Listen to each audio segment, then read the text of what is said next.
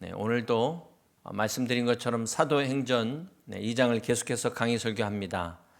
아시겠지만 이 강의 설교는 성경의 한 책을 처음부터 끝까지 이어서 하는 본문 중심의 설교를 강의 설교라고 합니다. 이 강의 설교의 장점은 설교자에게는 본문 걱정할 필요가 없습니다. 사실 제가 월요일마다 이 본문을 놓고 기도하는데 이 기간 동안 그럴 필요가 없어서 너무나 좋습니다. 또 여러분들은 이 사도행전을 특별히 성경 공부하지 않는 한은 대부분 한 부분들만 보셨을 텐데 이것은 마치 그 숲 전체를 보지 않고 나무 하나만을 보는 것과 같습니다. 그런데 강의 설교는 처음부터 이 숲 전체를 볼 수 있는 그런 장점이 있습니다. 대부분 교회들이 주일날 주제 설교를 하죠. 그때마다 본문이 다른데 이 강의 설교는 사도행전 전체의 맥락을 따라가면서 본문을 이해할 수 있는 그런 통찰력을 가지고 볼 수 있는 장점이 있습니다. 그러니까 또 사도행전이야? 앞으로 이러지 마시고 새해 사도행전 강의를 통해서 큰 은혜 받으시기를 주님의 이름으로 축복합니다. 책 한 권을 소개하려고 하는데요. C.S. 루이스의 스크루테이프의 편지입니다. 스카치 테이프가 아니고 스크루테이프의 편지인데요. 악마 중에 고참인 이 스크루테이프가 조카이면서 신참악마인 그 원무드에게 어떻게 하면 인간을 잘 유혹할 것인가, 인간들을 유혹하는 기술을 가르쳐주는 편지입니다. 여기 보면은 모든 악은 미래에 뿌리를 두고 있다, 그렇게 이야기를 합니다. 감사는 과거를 바라보고 사람은 현재를 바라보지만 두려움과 탐욕과 정욕과 야망은 앞을 바라본다고 이야기를 합니다. 우리 그리스도는 우리가 현재에 집중하기를 원하지만 이 마귀는 자꾸 일어나지도 않는 이 미래에 대해서 끊임없이 걱정하고 고민하게 한다는 것입니다. 그렇습니다. 사랑하는 성도 여러분, 새 우리만 계획 세우고 결심하는 것이 아니라 마귀도 우리 성도들을 유혹하고 넘어뜨리기 위해서 계획을 세우고 결심하고 있습니다. 여러분은 누구의 말을 듣습니까?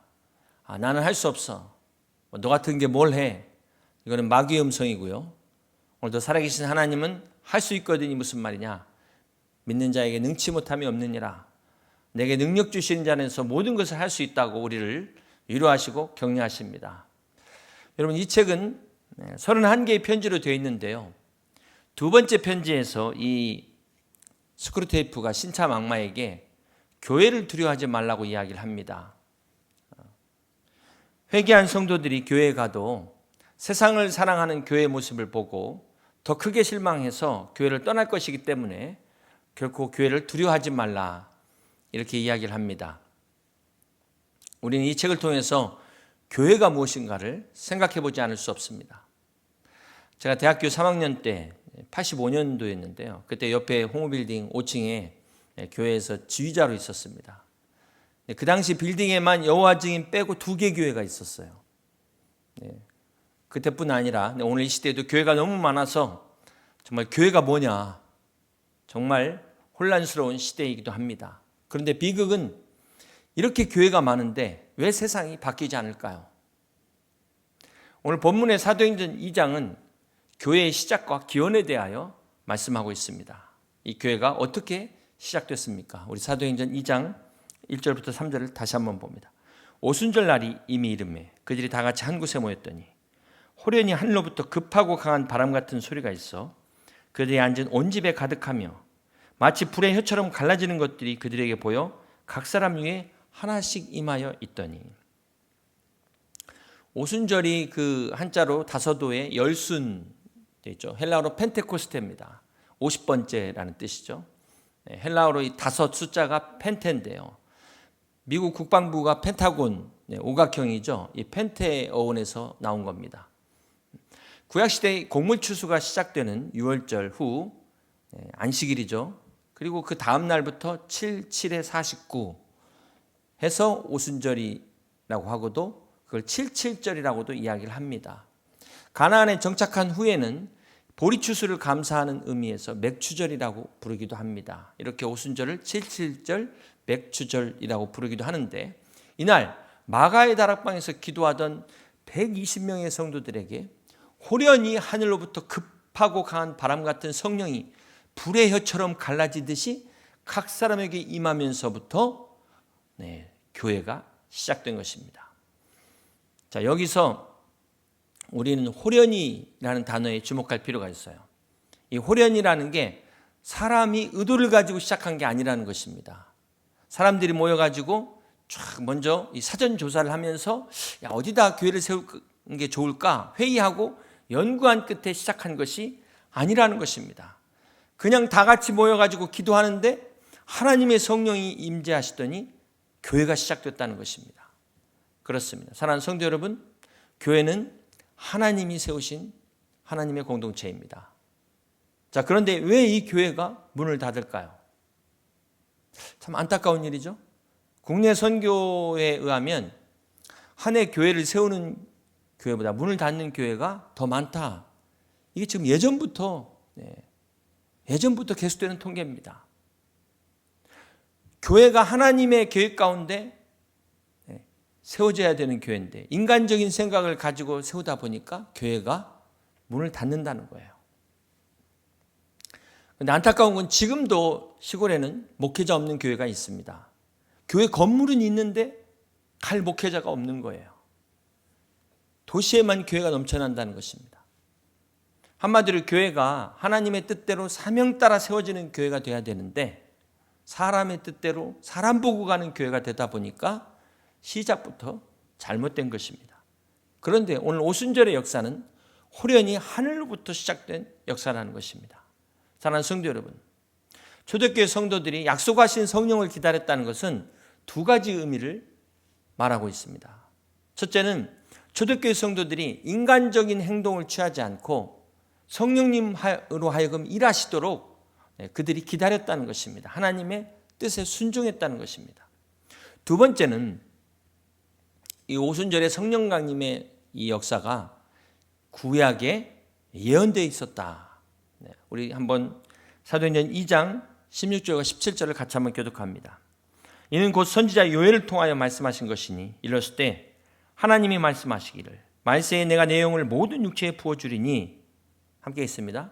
너희 자녀들은 예언할 것이요 너희 젊은이들은 환상을 보고 너희 늙은이들은 꿈을 꾸리라. 그렇습니다. 이 오순절 성령 강림의 역사는 구약의 요엘 선지자를 통하여 예언한 하나님의 섭리 가운데 있었다는 것입니다. 우리 주님께서도 요한복음 16장 7절에 이렇게 말씀하십니다. 그러나 내가 너희에게 실상을 말하노니 내가 떠나가는 것이 너희에게 유익이라. 내가 떠나가지 아니하면 보혜사가 너희에게로 오시지 아니할 것이요 가면 내가 그를 너희에게 보내리니. 우리 예수님께서 부활하시고 승천하시면서 하시는 말씀이 바로 보혜사 성령을 보내기 위해서 내가 하나님 보좌로 가야 된다 이렇게 말씀하셨어요. 그렇기 때문에 오늘 우리가 성령을 받는다는 것은 그건 사람의 생각이 아니라는 것입니다. 어떤 사도들이나 목회자 이야기가 아니라 하나님의 뜻이며 하나님의 계획이라는 것입니다. 자, 그렇다면 여러분은 이 성령을 받는 것, 특별히 성령 충만에 대해서 어떻게 생각하십니까? 성령 충만하면 여러분은 뭐가 떠오르세요? 어떤 사람들은 이 성령 충만을 광신도들의 열광으로 이렇게 생각하는 사람도 있을 겁니다.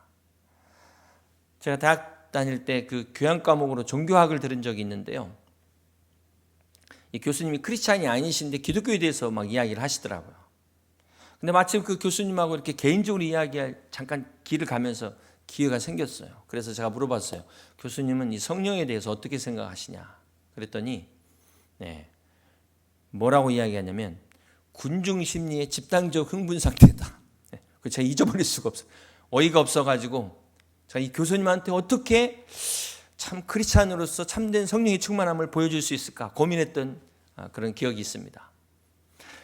어떤 사람들은 이 성령 충만을 신비로운 체험이다. 이건 그나마 나은 거죠. 여러분은 성령의 충만을 어떻게 생각하십니까? 대부분 이 사도행전 2장의 오순절 성령 강림의 사건을 어디에 두고 있어요? 방언을 한 거, 하이라이트 여기에다 두고 있어요. 우리 교회는 그렇지 않지만 또 어떤 교회는 방언을 해야만 성령 충만한 것이다. 방언을 못하면 아예 믿음 없는 사람으로 취급하는 교회들도 있습니다. 그렇기 때문에 오늘 우리가 이렇게 강의 설교하면서 사도행전 2장을 통해서 자, 어차피 이 말씀을 통해서 우리가 그렇다면 진정한 성령 충만은 무엇일까? 성령 충만의 열매는 무엇일까를 우리가 함께 같이 오늘 생각하면서 은혜를 나누고자 합니다. 우리 사도행전 2장 4절을 다시 한번 봅니다. 그들이 다 성령의 충만함을 받고 성령이 말하게 하심을 따라 함께 있습니다. 다른 언어들로 말하기를 시작하니라. 여기 다른 언어가 고린도전서 14장의 방언과는 다른 것입니다.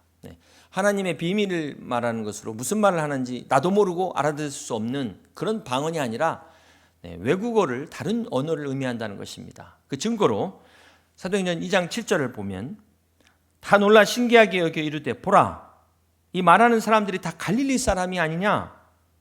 8절 함께 있습니다. 우리 각 사람이 난곳 방언으로 듣게 되는 것이 어찌 됨이냐. 자, 여기서 우리가 누구를 말할까요? 자, 이 우리가 사도행전 2장 9절부터 11절에 나옵니다. 우리는 바데인과 메데인과 엘람인과 또 메소포타미아, 유대와 갑바도기아, 본도와 아시아, 부르기와 밤빌리아, 애국과 및 구레네에 가까운 리비아, 여러 지방에 사는 사람들과 로마로부터 온 나그네 곧 유대인과 유대교에 들어온 사람들과 그레데인과 아라비안들이 바로 유대교로 개종한 이방인들이 말하고 있는 것입니다. 자, 이들이 오순절 이 명절을 지키기 위해서 예루살렘에 모였는데요. 자, 이때 갈릴리 사람들이 자기들의 언어로 이야기하는 것을 듣게 됐다는 거예요. 이 말하는 사람들이 다 갈릴리 사람이 아니냐? 자, 여기에 갈릴리는 그 나사렛에서 뭔 선한 것이 나겠느냐? 이렇게 시골 촌뜨기 비하하는 의미를 갖고 있습니다. 어떻게 이 시골 촌뜨기들이 우리말을 할 수 있냐? 이런 의미를 갖고 있어요. 성령님께서 역사하시다 보니까 한 번도 외국어를 들은 적도 공부한 적도 없는 사람들이 이 언어를 말하게 됐다는 거예요. 참 이걸 듣는 순간 이 은사가 오늘 우리에게 있다면 얼마나 좋을까. 그렇죠. 우리가 외국어 때문에 시간 낭비하지 않고. 자, 그런데 문제는 그러면 그다음부터 공부하려고 하지 않는다는 거예요.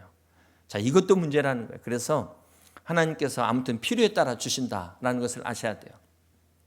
어떤 분들은 자, 이때 언어가 통일됐다 말하는데 자, 엄밀하게 말하면 이거 통일된 건 아닙니다. 왜냐하면 우리가 다 우리의 각각의 언어로 들었다 그랬어요. 다양한 나라 사람들이 자기의 언어로 들었기 때문에 통일된 게 아닌 겁니다. 정확히 말하면 소통이 됐다. 언어가 소통이 됐다는 것입니다.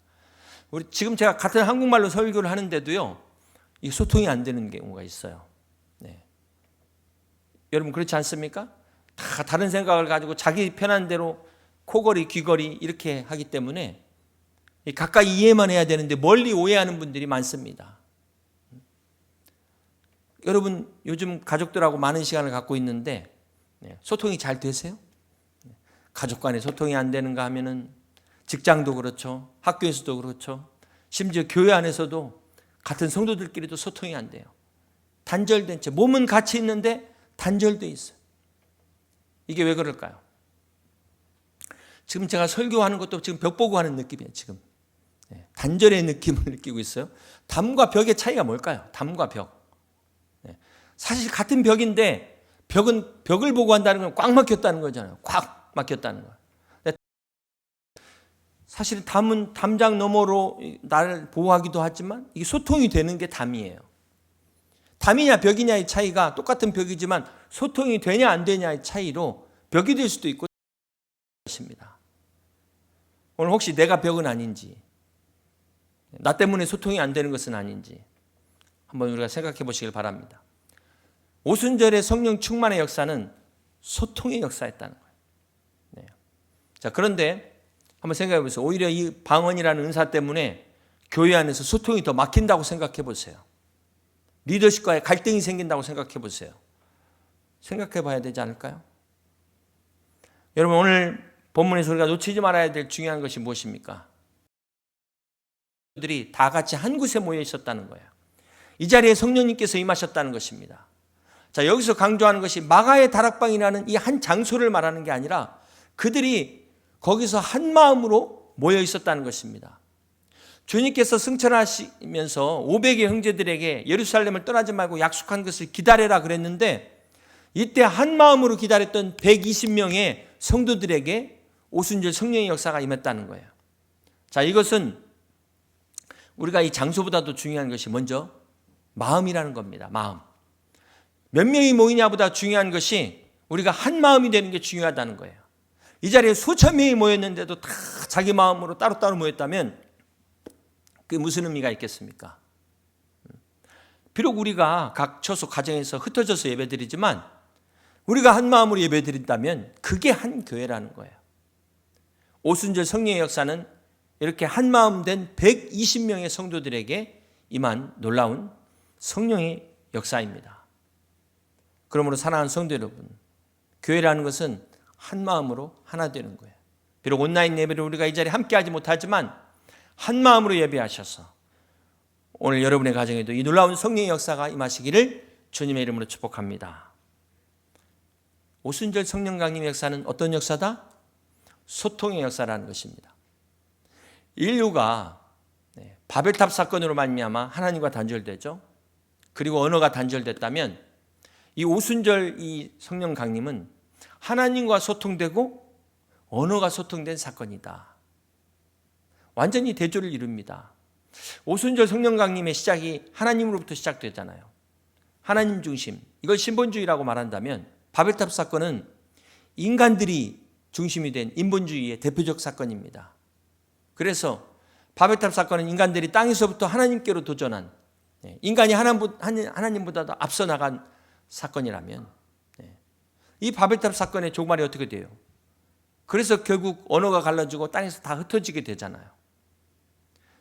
자, 바로 그러한 가운데 오순절의 이 역사는 바로 하나님 중심으로 다시 회복되는 역사. 인간의 역사가 땅에서부터 위로 갔다면 이것은 하나님 중심으로 위에서부터 하나님이 시작돼서 아래로 하나 되는 사건이 바로 오순절 성령 강림의 역사적 사건이라는 것입니다. 이것이 오순절 성령 강림이 주는 상징적 의미예요. 자, 그렇다면 이들이 각기 다른 언어로 어떤 얘기를 했을까요? 궁금하십니까? 우리 사도행전 2장 11절을 보면은 우리가 다 우리의 각 언어로 하나님의 큰 일을 말함을 듣는도다. 그렇습니다. 성령 충만한 사람들이 각국의 언어로 이야기한 것들이 무슨 얘기였어요? 하나님의 큰 일. 무엇을 말할까요? 왜 예수님이 이 땅에 오셨는지, 예수님이 이 땅에 계실 때 무엇을 하셨는지, 그 주님이 십자가에서 죽으시고 부활하신 이 복음을 이야기했다는 것입니다. 사랑하는 성도 여러분, 사도행전 2장의 오순절 성령 강림의 역사에 나타난 방언은 어떤 내용이었다? 하나님의 복음을 전하는 것이었다는 거예요. 이 방언을 마치 막 어떤 방언하는 사람들은 막 영적인 우월감을 막 드러내고 막 얼마나 유창하는지 막 이런 식으로 자랑하는 사람들이 간혹 있을 저 옆 동네 얘기입니다. 그런 경우가 있는데 그런가 하면은 이 은사는 초대교회 때 끝났다 이렇게 또 말하는 분도 있어요. 이거는 자기 믿음대로 되는 겁니다. 물론 오순절 역사는 단회적 사건이죠. 그러나 오순절에 시작된 성령의 역사는 지금도 계속되는 줄로 믿습니다. 언제까지? 교회가 이 땅에 존재할 때까지, 주님 다시 오실 때까지. 교회를 시작하신 성령의 역사는 교회가 이 땅에 존재할 때까지 끝까지 함께하는 줄 믿습니다. 저는 이 하나님의 은사를 절대로 제한하지 않아요. 제 믿음은 그렇습니다. 그렇기 때문에 목회자로서 모든 은사를 다 할 수 있어야 된다 생각하지만 설사 내가 못해도 내가 못한다고 해서 없다? 그렇게 말할 수는 없다는 거예요. 우리 고린도전서 14장 18절에 보면 내가 너희 모든 사람보다 방언을 더 말함으로 하나님께 감사하노라. 사도 바울은 누구보다도 방언을 많이 하는 것에 대해서 하나님께 감사하고 있습니다. 지난주에도 말씀드렸는데 우리가 은사와 열매를 잘 구분해야 된다고 말씀을 드렸어요. 이런 방언이나 권능, 능력은 은사지 열매가 아니라는 것입니다. 이런 방언이나 이런 능력은요, 수술하는 그 의사에게 이 메스와 같은 겁니다. 수술용 칼과 같은 거예요. 수술하는 의사가 이 메스를 막 금으로 만들었다? 대한민국에 하나밖에 없는 거다? 뭐 이 자랑하고 있으면 무슨 소용이 있습니까? 그것 갖고 과일 깎으면 이게 무슨 의미가 있겠어요? 이 칼로 환자를 살릴 때 의미가 있는 거예요. 생명을 살릴 때 열매가 있는 것입니다. 성령의 은사도 마찬가지라는 거예요. 방언이든 능력이든 어떤 것이든 성령의 은사를 주신 목적이 뭐냐는 거죠. 그것은 오늘 우리들로 하여금 담대하게 주의 복음을 전하게 하기 위하여 은사를 주셨다는 거예요. 복음의 증인되라고 주신 은사라는 것을 잊지 말라는 것입니다.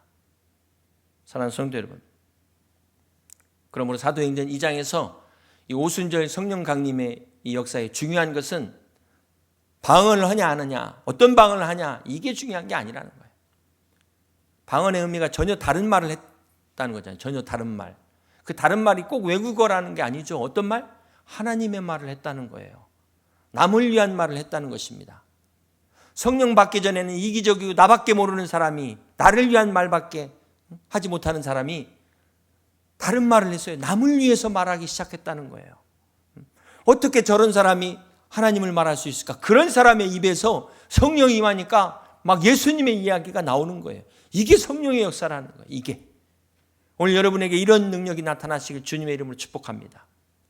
고린도전서 14장 19절에 보면 바울이 그러나 교회에서 내가 남을 가르치기 위하여 깨달은 마음으로 5마디 말을 하는 것이 함께 있습니다. 1만 마디 방언으로 말하는 것보다 나으니라. 내가 남이 못 알아듣는, 나도 무슨 말인지 모르는 방언이 1만 마디 하는 것보다 5마디 전도하는 게 낫다는 거예요.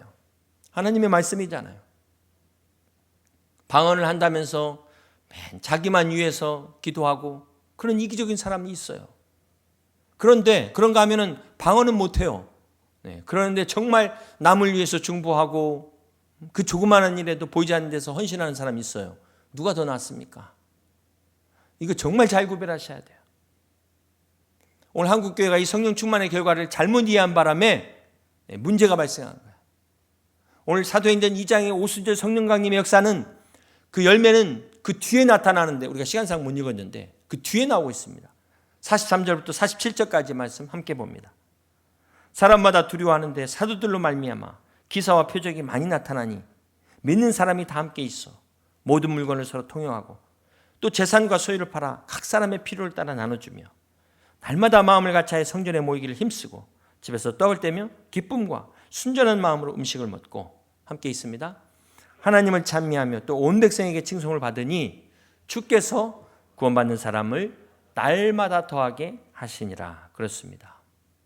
사랑하는 성도 여러분, 사도행전 2장의 오순절 마가의 다락방에 불의 혀같이 임한 그 성령의 역사의 결과가 모든 사람이 한 마음이 돼서 서로 나누었다는 거예요. 네 것 내 것이 없었다는 겁니다. 자기 소유를 팔아서 가난한 사람의 필요를 따라 나눠주는 이런 역사가 일어났다는 거예요. 이 일로 인해서 온 백성들의 친송을 받게 되고 그 결과 날마다 교회 안에 구원받는 사람들이 늘어나는 이런 초대교회 역사가 일어났다는 것입니다. 이것이 바로 사도행전 2장의 오순절 성령 강림의 열매라는 거예요. 여러분 어떻게 생각하십니까? 아무리 초대교회라고 해서 이 사람들이 막 그냥 자기네 집 팝니까? 여러분 그렇게 생각하시면 안 되는 거예요. 강요로 억지로 자기 집 팔 수 있는 게 아니잖아요. 자 보시면 초대교회가 이 일을 위해서 막 무슨 위원회를 만들고 조직을 만들고 막 광고를 하고 막 캠페인을 하면서 그랬다는 말이 없잖아요. 초대교회 조직이라고는 집사 7명 세운 것밖에 없습니다. 그런데도 이 사도행전에 놀라운 초대교회 역사가 일어나고 있어요. 이건 무엇을 말하고 있어요? 사람이 만든 조직으로 하는 게 아니라 성령님께서 하신다는 거예요. 사도들이나 성도들이나 다 성령님께 순종하고 성령님의 역사를 따르다 보니까 이런 놀라운 초대교회가 시작되고 또 사도행전에 이런 기적과 같은 역사가 나타났다는 것입니다. 그렇습니다. 사랑하는 성도 여러분, 오늘 사도행전에서 이 교회의 시작과 교회를 움직이는 동력이 무엇이냐? 그게 바로 성령님이다. 이것을 이야기하고 있어요. 오늘 우리 교회가 이런 교회 될 수 있기를 주님의 이름으로 축복합니다. 사랑하는 성도 여러분, 이제 2021년 새해를 맞아서 여러분 새롭게 결심하신 분들이 많으실 겁니다. 벌써 며칠 지나다 보니까 작심삼일 된 분도 계실 거예요. 어떤 분들은 새해 시작하면서 내가 술을 끊어야겠다, 담배를 끊어야겠다, 이것 여러 가지 계획을 세우셨을 텐데 벌써 한 열흘 지나고 나서 무너진 것 때문에 낙심하는 분도 있을 줄로 압니다. 꼭 여러분이 어떤 중독이 아니더라도 대부분 새해 어떤 여러분들이 결심을 운동이라든지 아니면 여러 가지 여러분 한 해의 계획들 세우셨을 텐데 벌써 그렇게 우리가 살지 못하는 사람들이 적지 않으리라 생각합니다. 그래서 오늘도 나와서 우리가 이렇게 기도하지만 사실 이 기도가 어제 기도하고의 반복이에요. 우리가 회개하지만 지난주 회개하고 또 똑같은 회개는 아닌지, 아니 작년의 회개를 똑같이 하고 있지는 않는지, 우리의 연약함입니다. 신앙생활 한 지가 지금 몇 년째입니까? 10년이 넘었는데도 불구하고 여전히 이 정죄감, 죄책감에서 자유를 얻지 못하는 분들이 있어요. 하나님 앞에 나오기를 두려워하는 사람들도 있습니다. 아니 이제 예수님 믿은 지가 언제 됐는데 기도 응답에 대한 확신조차 없이 기도하는 게 고작 그냥 하루에 식사 기도하는 정도라면은 여러분 어떻게 우리가 이 새해를 올바로 믿음 생활을 할 수 있겠습니까? 신앙생활에 이 기쁨을 잃어버린 지가 너무 오래돼가지고 까마득해요. 어떻게 해야 될까요? 사도행전 2장 38절에 베드로가 이르되 너희가 회개하여 각각 예수 그리스도의 이름으로 침례를 받고 죄사함을 받으라. 함께 있습니다. 그리하면 성령의 선물을 받으리니. 그렇습니다. 우리가 이 성령을 받아야만 우리가 신앙생활을 제대로 할 수 있습니다. 성령의 충만함을 받아야만 2021년 우리가 하나님이 허락하신 이 복된 이 삶을 끝까지 완주할 수 있다는 거예요. 그러기 위해서 우리가 회개하고 예수 그리스도를 믿으면 성령을 선물로 주신다고 말씀하셨어요. 성령의 선물이라는 것은 내가 막 떼쓰고 어거지 쓰고 노력해서 얻는 게 아니라는 거예요.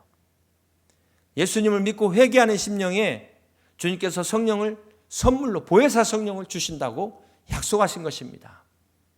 사랑하는 성도 여러분, 예수님의 제자들 한번 보세요. 성령 받기 전에는 정말 연약하고 아니 무능했습니다. 그들은 예수님과 3년을 함께하면서 그 수많은 기적들이 현장에 있었음에도 불구하고 서로 높아지길 원했고 큰 소리 치면서 끝까지 주님과 함께하겠다고 했지만 결정적인 순간에 결국 그들은 주님을 배신하고 뿔뿔이 다 흩어져 버렸어요. 로마서 7장 21절과 24절의 고백이 오늘 우리의 고백이기도 합니다.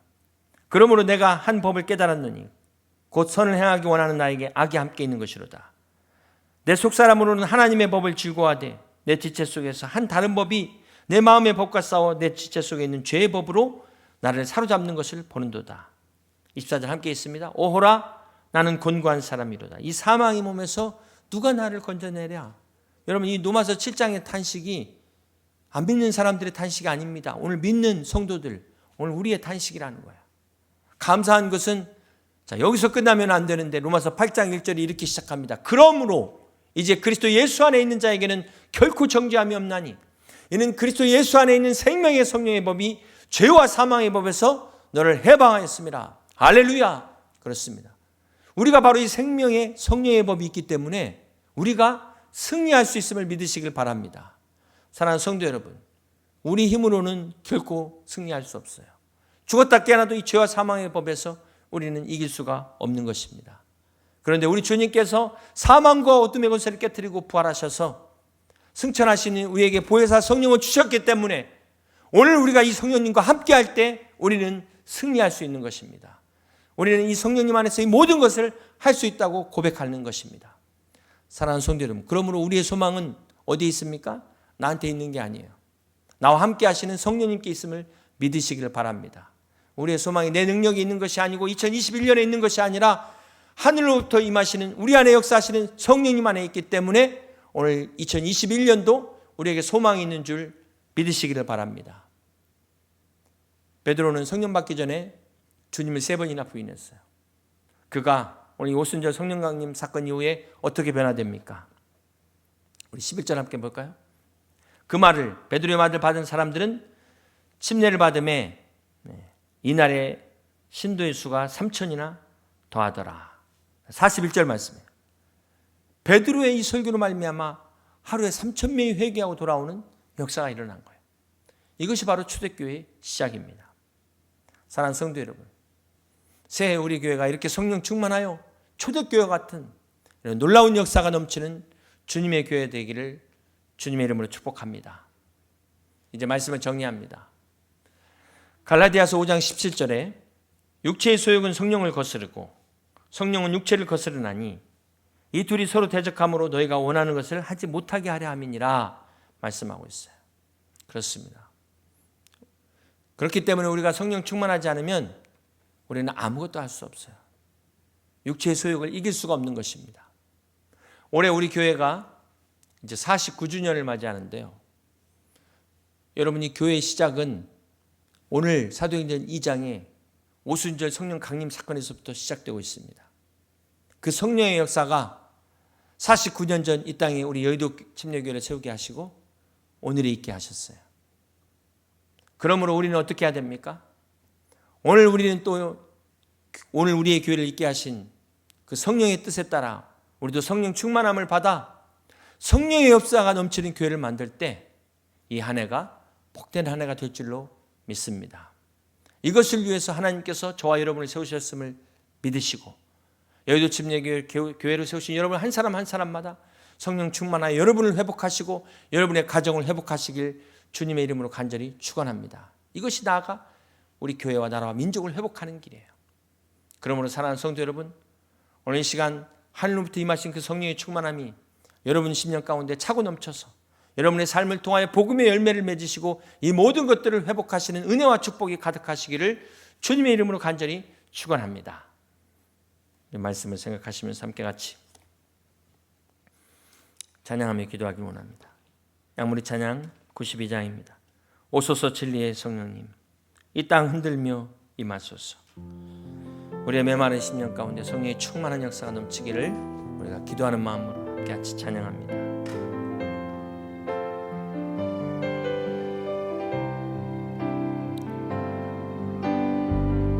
오소서 진리의 성령님,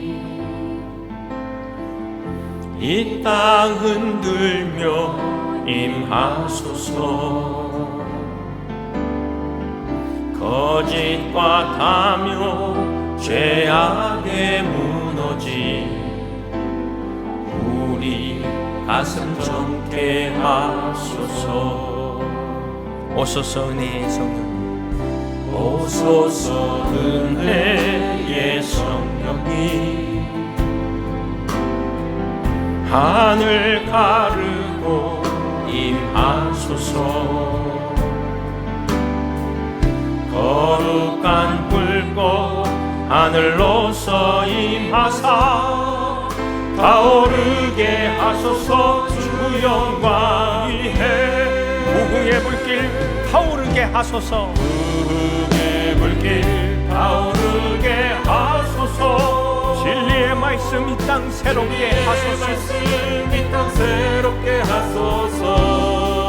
은혜의 강물 흐르게 하소서. 은혜의 강물 흐르게 하소서. 성령의 바람 이 땅 가득 불어와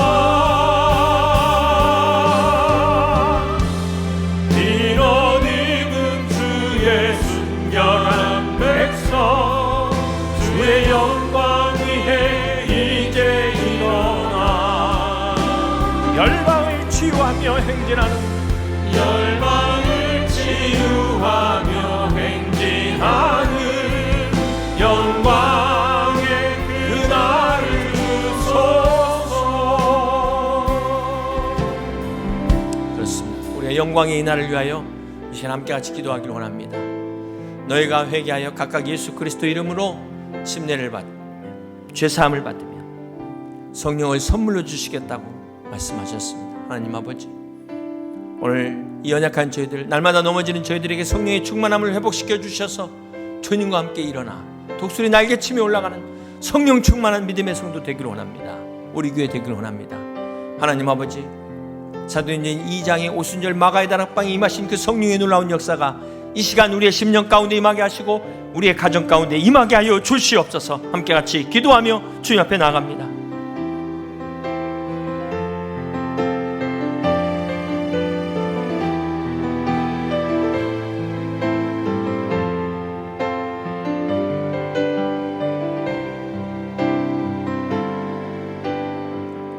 오소서 진리의 성령님, 이 땅 흔들며 임하소서. 거짓과 탐욕 죄악에 무너진 우리 가슴 정케 하소서. 오소서 은혜의 성령님, 하늘 가르고 임하소서. 거룩한 불꽃 하늘로서 임하사 타오르게 하소서. 주 영광 위에 다 같이 일어나서 부흥의 불길 타오르게 하소서. 부흥의 불길 타오르게 하소서. 진리의 말씀 이 땅 새롭게, 이 땅 새롭게 하소서. 은혜의 강물 흐르게 하소서. 은혜의 강물 흐르게 하소서. 성령의 바람, 성령의 바람 이 땅 가득 불어와. 빈옷 입은 주의 순결한 백성, 주의 영광 위에 이제 일어나. 열방을 치유하며 행진하는, 열방을 치유하며 행진하는 영광의 그날을 주소서.